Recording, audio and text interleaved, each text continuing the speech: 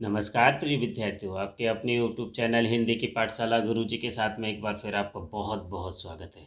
प्रिय विद्यार्थियों, आज हम अपने इस वीडियो में अध्ययन करने वाले हैं कक्षा 12वीं की पाठ्य पुस्तक आरोह के काव्यखंड की कविता रुबाइयों का, जिसके कवि हैं फिराक गोरखपुरी जी। तो चलिए प्रिय विद्यार्थियों, सबसे पहले हम कवि का परिचय समझ लेते हैं संक्षिप्त में, उसके बाद हम अध्ययन शुरू करते हैं। फिराक गोरखपुरी, जिनका वास्तविक नाम है रघुपति सहाय, फिराक इनका उपनाम है। इनका जन्म 28 अगस्त सन 1896 गोरखपुर उत्तर प्रदेश में हुआ। शिक्षा रामकृष्ण की कहानियों से इनकी शिक्षा की शुरुआत हुई। बाद की शिक्षा में अरबी, फारसी और अंग्रेजी में इन्होंने अध्ययन किया। 1917 में ये डिप्टी कलेक्टर के पद पर चयनित हुए, परंतु चूंकि उस समय स्वतंत्रता आंदोलन चल रहा था, स्वराज आंदोलन के लिए इन्होंने 1918 में इस पद का त्याग कर दिया। 1920 में स्वाधीनता आंदोलन में हिस्सेदारी के कारण 1.5 वर्ष की जेल की सज़ा प्राप्त की। इलाहाबाद विश्वविद्यालय के अंग्रेजी विभाग में ये अध्यापक रहे। इनको जो कुछ सम्मान मिले हैं उनमें मुख्य सम्मान हैं गुली नगमा के लिए साहित्य अकादमी पुरस्कार, ज्ञानपीठ पुरस्कार और सोवियत लैंड नेहरू अवार्ड से इनको सम्मानित किया गया। इनकी महत्वपूर्ण कृतियां हैं गुली नगमा, बज़्म ज़िंदगी, रंगे शायरी, उर्दू गज़ल गोई। और सन 1983 में ये महान कवि इस दुनिया को छोड़कर चला गया, अर्थात इनका निधन हो गया। चलिए विद्यार्थियों, तो अब हम आगे अध्ययन आरंभ करते हैं। रुबाइयाँ, वास्तव में रुबाइयों में फिराक जी ने क्या बताया है। ये जो रुबाइयाँ हैं, ये पूरी की पूरी रुबाइयाँ वात्सल रस से भरी हुई है।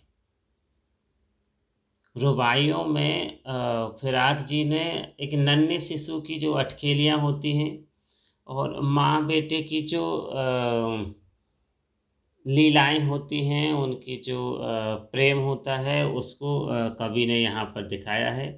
साथ ही कवि ने विभिन्न त्योहारों को जोड़ते हुए, हिंदू त्योहारों को इस रुबाइयों के साथ जोड़ते हुए बताया है, जिसमें रक्षाबंधन का त्यौहार भी है। तो दीपावली के त्यौहार की भी जानकारी यहाँ पर दी गई है। चलिए विद्यार्थियों, तो अब हम अध्ययन आरंभ करते हैं। रुबाइयाँ।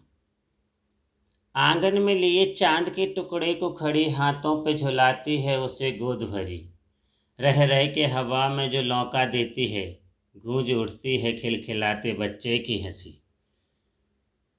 कवि कह रहा है, शायर फिराक गोरखपुरी जी कह रहे हैं कि एक माँ अपने बच्चे को गोद में लिए हुए आंगन में खड़ी है और वह उसको अपने हाथों पर झुला रही है। अपनी गोद में लेकर उसको हाथों में उसको झुला रही है, एक छोटे बच्चे को जिस प्रकार से एक माँ झुलाती है। और झुलाते झुलाते जब वह उसके साथ मस्ती करती है, उसके साथ प्रेम करती है, तो क्या करती है, वह रह रह के हवा में जो उसे लौका देती है। लौका देती है अर्थात इसका मतलब है उछाल देती है। जब आप लोग देखते हैं कि छोटे बच्चे को आप खिलाते हैं तो उसको हवा में ऐसे उछालते हैं, तो ऐसे ही जो माँ है ना, वह अपने बच्चे को हवा में उछाल रही है, उस पर प्यार प्रकट कर रही है। रह रह के हवा में जो लौका देती है, गूंज उठती है खिलखिलाते बच्चे की हंसी। जब कभी माँ उस बच्चे को हवा में उछालती है, उसको प्यार करती है, तो जब माँ उसको उछालती है तो वह बच्चा क्या हो जाता है, शिशु जो बच्चा है वह माँ के हाथों के झूले से जब उछलता है, ऊपर जाता है, तो वह खिलखिलाने लगता है, हंसने लगता है, खिलखिला उठता है और उसकी जो हंसी है वो पूरे के पूरे घर में बिखर जाती है। जब माँ उसको प्यार करती है, उसको हवा में उछालती है, तो वो बच्चा इतने ज़ोर से हंसता है, खिलखिला के हंसता है और उसकी हंसी पूरे घर में फैल जाती है। आगे शायर कहता है, नहला के छलके छलके, निर्मल जल से उछले उलझे हुए गेसुओं में कंघी करके। किस प्यार से देखता है बच्चा मुंह को, जब घुटनियों में लेके पहनाती कपड़े। देखिए बच्चों, यहाँ पर ना पूरी की पूरी रुबाइयाँ आपको अलग से समझ में आ रहा है कि ये वात्सल रस से ओतप्रोत हैं, वात्सल रस से भरी हुई हैं। माँ अपने बच्चे को नहला रही है, तो क्या करती है, नहला के छल के निर्मल जल से माँ अपने बच्चे को, अपने शिशु को साफ और स्वच्छ पानी से, जल से अपने हाथों से छलका छल कर कर नहलाती है। मतलब उसके ऊपर ऐसे पानी डाल डाल कर उसको नहला रही है, उसके साथ मस्ती कर रही है। और जब वह उसको नहला देती है तो उसके जो बाल हैं वह उलझ जाते हैं, तो वह क्या करती है, फिर वह अपने बच्चे के जो उलझे हुए बाल हैं उनको कंघी करती है। उलझे हुए बालों में वह कंघी करती है, उनको सुलझाती है, उसको तैयार करती है। और फिर चूंकि बच्चे शरारती होते हैं, वो भागने का प्रयास करते हैं, तो वह क्या करती है माँ, अपनी घुटनियों में उस शिशु को दबा लेती है। घुटनियों मतलब दोनों पैरों के बीच में उसको दबा लेती है, और दबाने के बाद उसको कपड़े पहनाती है। जब माँ अपने बच्चे को कपड़े पहना रही होती है तो बच्चा बड़े ही ध्यान से, बड़े ही प्यार से माँ के चेहरे की तरफ देखने लगता है, उनको निहारने लगता है। कवि को ये दृश्य बड़ा ही रोचक लग रहा है, जहाँ माँ और शिशु का प्रेम पल रहा है। आगे शायर कहता है, दिवाली की शाम घर पुते और सजे, चीनी के खिलौने जगमगाते लावे। वो रूपवती मुखड़े पे एक नर्म दमक, बच्चे के घरौंदे में जलाती है दिए। बच्चे के घरौंदे में जलाती है दिए। चूँकि अब दीपावली का त्यौहार आ गया है, दीपावली की शाम है, और दीपावली के शाम क्या है, सारे के सारे घर जो है ना वो रंगे पुते हुए हैं, साफ सफाई हो चुकी है, रंग रोगन हो चुका है। ऐसे में क्या होता है, दीपावली की शाम पर जब पूरा का पूरा घर बिल्कुल रंग रोगन से पुता हुआ है और सजा हुआ है, बड़ा सुंदर लग रहा है, उसी घर में माँ ने अपने बच्चे के लिए, उसको प्रसन्न करने के लिए दीपावली के समय पर कुछ खिलौने ला दिए हैं। और वो खिलौने किस चीज़ के हैं, चीनी मिट्टी के हैं। चीनी मिट्टी के उन खिलौनों को माँ ने बच्चे के लिए ला दिया है। तो वो जो चीनी मिट्टी के खिलौने हैं, जब वो घर में रखे गए हैं और वहाँ जब लाइट जल रही है, तो वो जो चीनी मिट्टी के खिलौने हैं वो जगमगा रहे हैं। उसके बाद वो रूपवती मुखड़े पे एक नर्म दमक, जो माँ है वह बड़ी सुंदर है। शायर कहता है वो रूपवती है, तो उस सुंदर माँ के मुखड़े पर, उसके चेहरे पर सौंदर्य की एक मधुर सी आभा, एक सुंदरता झलक रही है।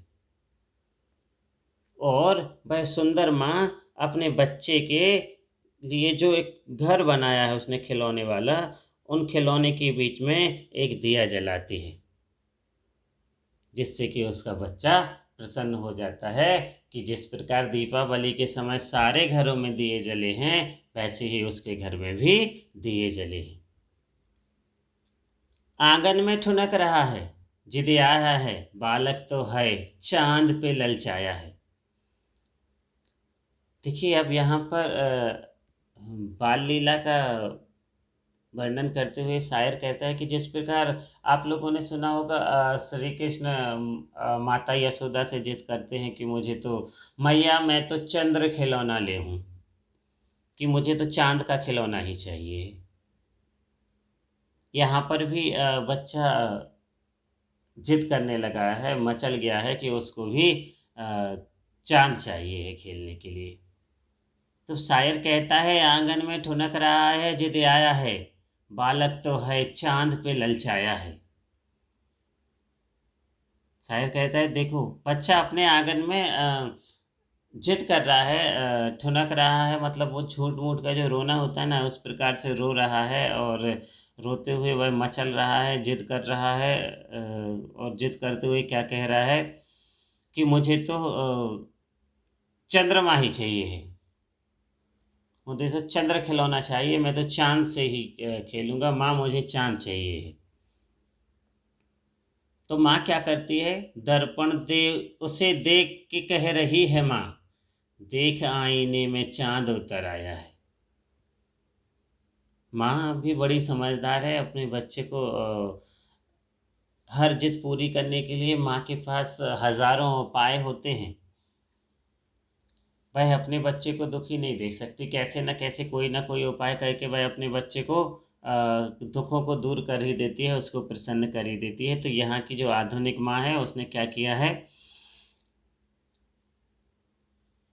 माँ अपने हाथों में एक दर्पण ले आई है, एक काँच ले आई है और उसको दर्पण देकर कहती है, देख, देख बेटा, इस आईने में चाँद उतर आया है, इस दर्पण में चाँद आ गया है। दर्पण उसके हाथ में देते हैं और जैसे ही वो दर्पण ऊपर की तरफ करता है तो उस दर्पण में उसको वह चाँद दिखाई दे जाता है। तो माँ कहती है, देख, ये जो चाँद है ना, ये तेरे आईने में उतर आया है, तेरे पास आ गया है। और इस प्रकार वह अपने बच्चे को समझा देती है।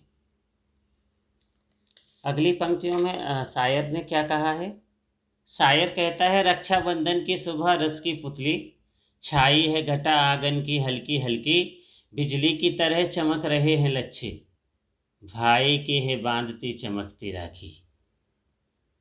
अभी हमने दीपावली के त्यौहार को देखा था, अब हम यहाँ पर रक्षाबंधन के त्यौहार को देखते हैं।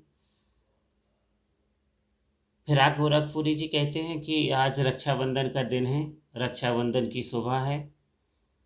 और ये जो रक्षाबंधन का दिन है, रक्षाबंधन का जो जो सुबह है, वो रस की पुतली है, अर्थात यहाँ पर ना भाई बहन के जो प्रेम का जो रस है, उसके लिए बताया गया है।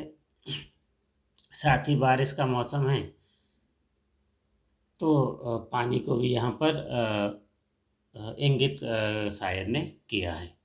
छाई है घटा गगन की हल्की हल्की, कवि कह रहा है कि आकाश में जो काले काले बादल हैं ना, उनकी हल्की हल्की सी घटा छाई हुई है।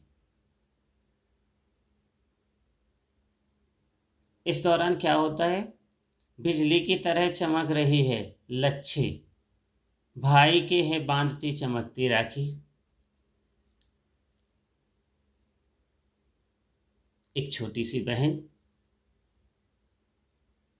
क्या करती है, इस दिन अपने भाई को राखी बांधती है। वो राखी कैसी है, बिल्कुल चमकती हुई है, चांदी की जैसे या बिजली के जैसे चमकती हुई है।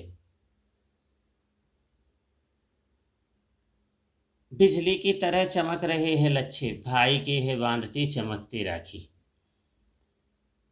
वो जो राखी के लच्छे हैं वो बिजली की तरह चमक रहे हैं। या जो उसकी बहन है, उसने पैर में कुछ पहन रखा है जो चांदी की तरह चमक रहा है, बिजली की तरह चमक रहा है। आज भाई बहन में भरपूर प्रेम है और वो प्रेम का मधुर रस टपक रहा है, झल रहा है। और उसी प्रसन्नता के साथ एक बहन अपने भाई की कलाई पर राखी बांध रही है, जो राखी बिजली की तरह चमक रही है, जगमगा रही है। उम्मीद कर सकता हूँ प्रिय विद्यार्थियों, ये वीडियो आप लोगों के लिए अवश्य ही मददगार साबित होगा और आप लोगों का अध्ययन सुचारू रूप से चल सकेगा। आप लोगों को एक जानकारी दे दूँ, इस बार आपके पाठ्यक्रम में केवल रुबाइयाँ ही हैं।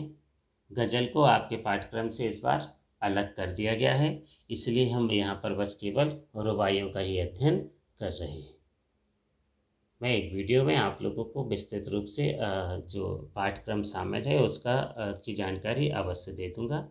आप अगले वीडियो का इंतज़ार कीजिए। अपने इस चैनल को अधिक से अधिक शेयर कीजिए, इस वीडियो को अधिक से अधिक लाइक कीजिए और अपने मित्रों को इस चैनल के सदस्य बनने के लिए आमंत्रित कीजिए। ऐसी मैं आप लोगों से उम्मीद कर सकता हूँ। धन्यवाद प्रिय विद्यार्थियों।